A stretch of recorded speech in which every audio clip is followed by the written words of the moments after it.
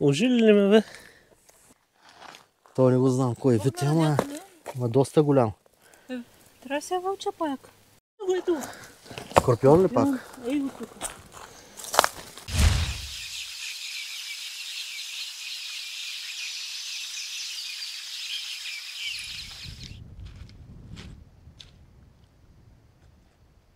Здравейте, приятели! Днес се намираме на едно любимо за нас място. Източни Родопи.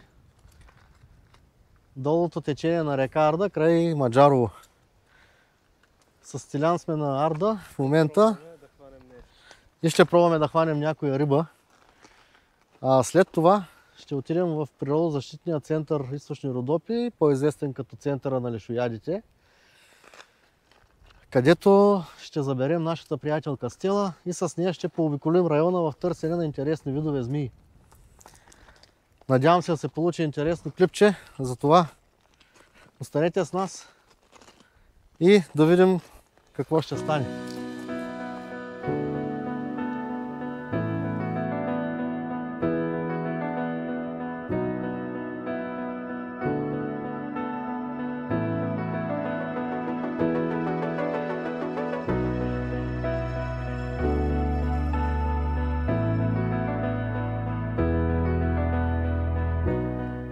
Невероятна природа, красота, дивотия.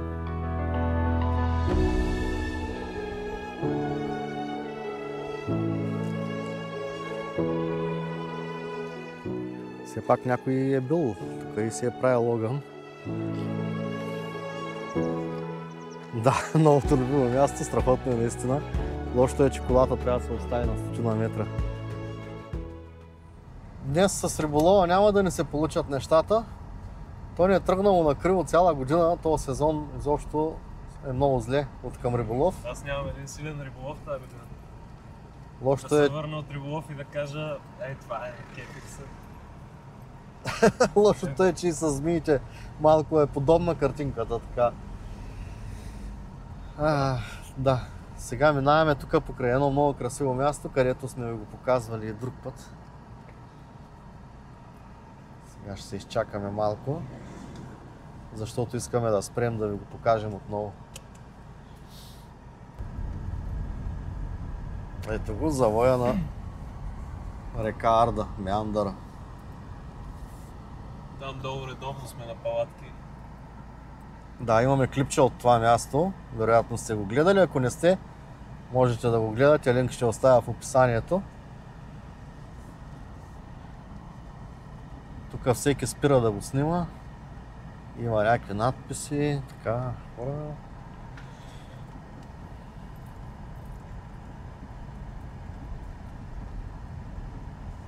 Ето, тук има нещо като паркинг, своеобразен паркинг, където може да оставите колата и да се полюбувате на гледката. В дъното е Маджарово. Искаш ли да спрем малко?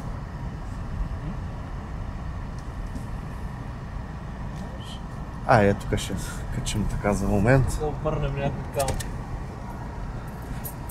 Да. Как ми напана една змия тук.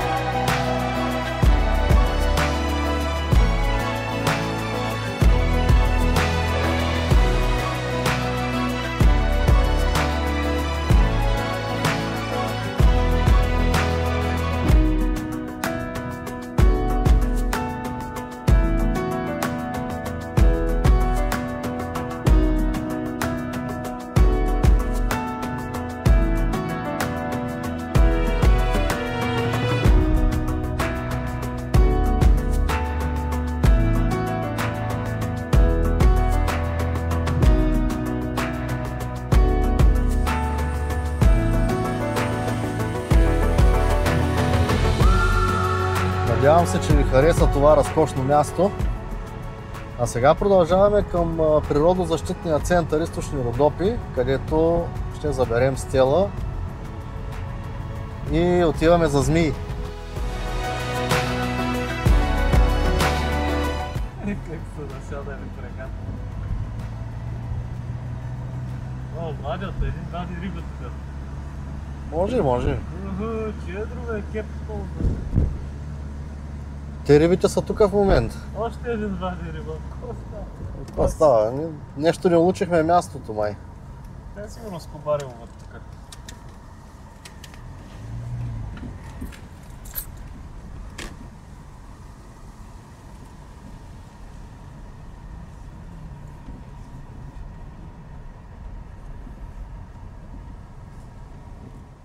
Хора, забравяме Стела Здрасти, аз съм Стела. И Теодора. и Теодора, да. И отиваме за змии. Дано вече с Има нея. нещо, съкън. Къде бе? Обърнах цялото Маджарово това лято. И един стрелец и 3 водни. Сиви. И една жълтука. Значи не сме само ние караци. Обаче дано с... Тя е жега. Да, Търсим гъби. да загъби сме. Защото като Мога да ти търсим помогна да намериш. Като търсим змии целенасочено, не ги намираме, затова казваме, че търсим гъби. Да. И скоро ще спираме тук, понеже има страхотни точно на места за завоя пясъчна успяхме. плаж. Аз и пясък мога. Те ще изчакат, те могат да отбият. Сега нали от Гошо ще взимам церастес. И събирам камъни за пясъчен терариум, пустинен. Дано да се свърши с този кръг вече. Стела има голям опит с змиите и при нея повече се показват, отколкото при Ами нас. да, освен това, тук съм намирала съблекла. Да. Аз тук също съм намирал змии, ама само водни, други не съм. Не, тук съм намирала блъстът мишкар, съблекла от стрелци отделно.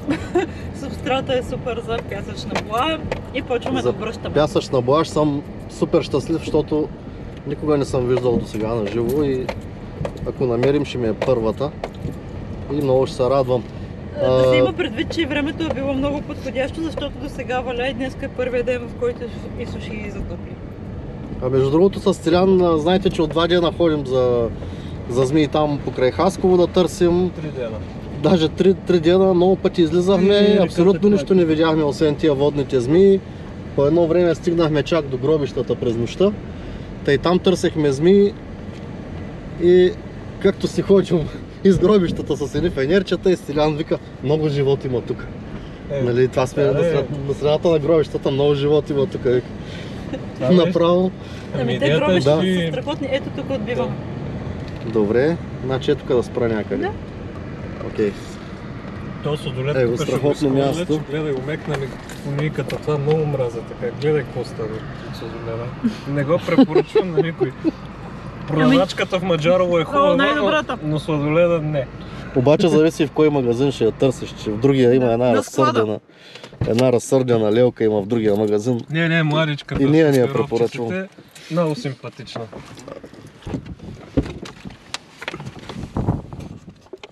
Преди няколко дни Стела беше намерила страхотен голям стрелец в района, така че започнахме ентусиазирано да обръщаме камъните.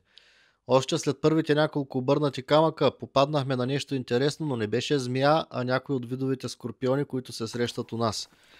Докато се опитвахме да го заловим, успя да ожили Стилян, за щастие леко. Ожили ли ме, бе? Ожили? Да. Дай се. Много бързо успя да ожили.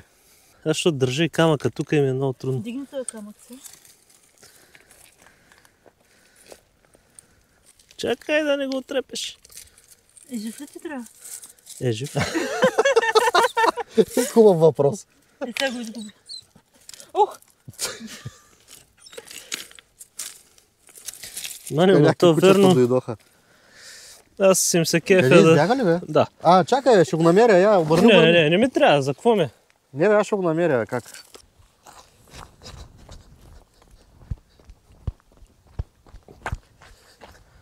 Ей го. Ама внимавай все пак.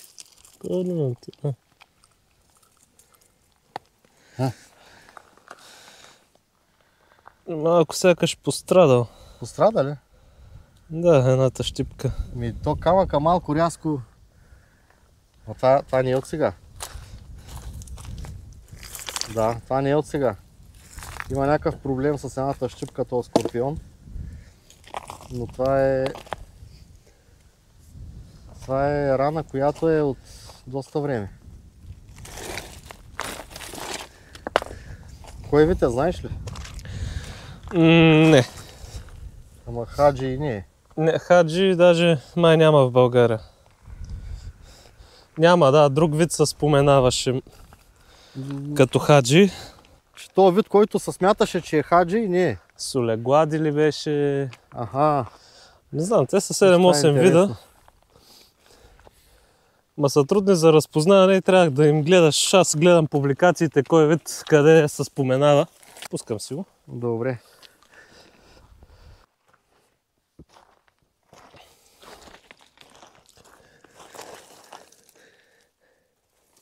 Пък сметни това, дето обръщаме камъни и такова име. Няма и 10% от хабитата. Да, това съм ти казал, че тук трябва да се идваш часове.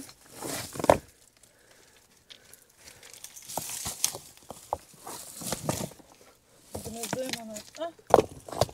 това не е риб? Не е венерин, какво съм не. Тук има гнездо. Да, на много интересно място.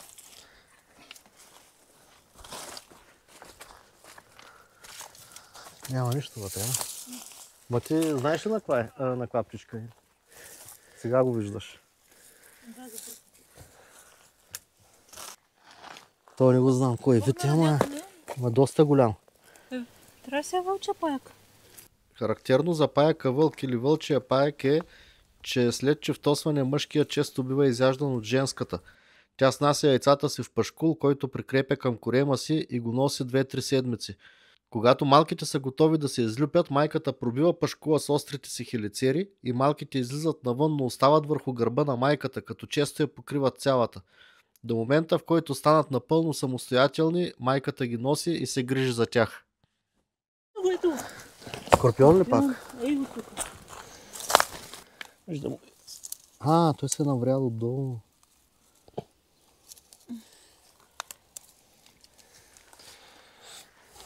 То най-вероятно е същия вид, а? Същия. Я да го видя.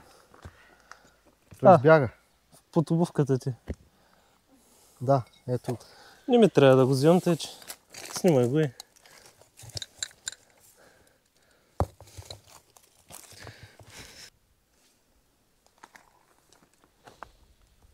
Една импуза в асцията намерих.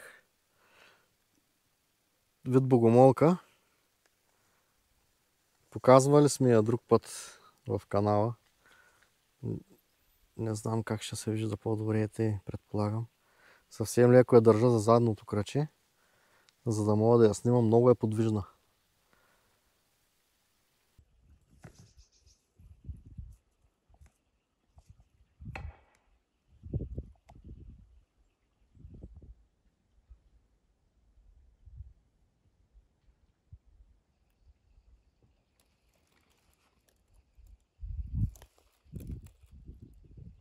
Забележете тези интересни движения напред-назад, които прави богомолката докато се придвижва.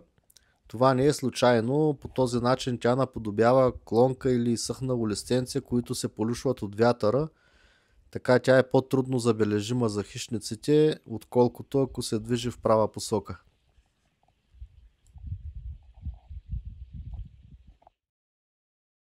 Приятели, за съжаление, змиите имат навика да се появяват, когато не ги търси човек. Така че днешното търсене мина без да намерим нито една змия. Стела си оставихме в центъра и пътуваме за Хасково и по пътя видяхме вторият ралеж за тая година. Преди 3-4 години си спомням едно излизане в парка Кенана. За час и половина разходка виждах по 5-6 ралежа. Тази година и на мен това ми е втори жив. Втория жив таралеж. Ето го симпатягата. тук на пътя между Маджарово и Хасково. Затова няма змии, защото той ги е изял. Това между другото е голям мит. Таралежите не се хранят с змии. Това са някакви градски, селски легенди. Който е гледал Умно село, оттам. Да, може би оттам произлизат. Ами да, но не, таралежа като цяло е в разред на секомоядни бозайници. Опортюнист е в храненето и ще се храни с всичко, каквото намери и става за ядене. Предимно насекоми, безгръбначни, но ядат и плодове, не отказват мърша. Може би това е една от причините да има толкова много сгазени таралежи, защото те търсят, може би, мърша, Да, по пътя от сгазени животни, да. Такъв таралеж нито ще тръгне да преследва някой смок, за да го изяде.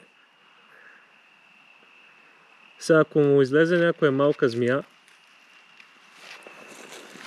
новоизлюпена, примерно тази годишна, що да не я хапне? Но, примерно, един щъркел яде много повече змии, отколкото един таралеж. И това вярване, че ако си вкараш таралеж в двора, че няма да имаш змии, е много глупаво. Колкото работи, колкото сярата. Да, колкото една молитва. Сяра против змии продавали. А на змията е все тая, да. Аз правих скоро един експеримент, на моя смок му сипах млекце. Да видим колко ще е ентусиазиран. Изобщо. Най-вероятно не му е обърнал никакво внимание. Не, никакво.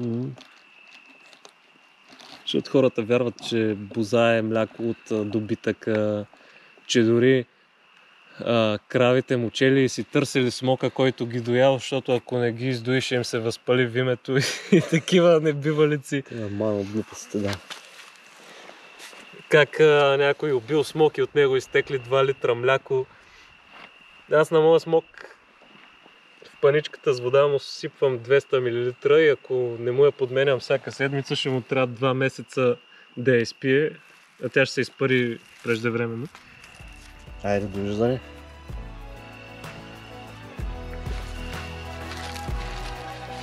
Доста е, да. Да, едричък. Ако се заземил с Едричък е, изпиеш побешко.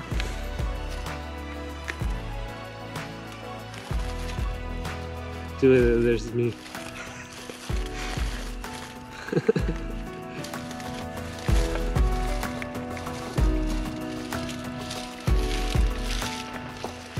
Научно живот.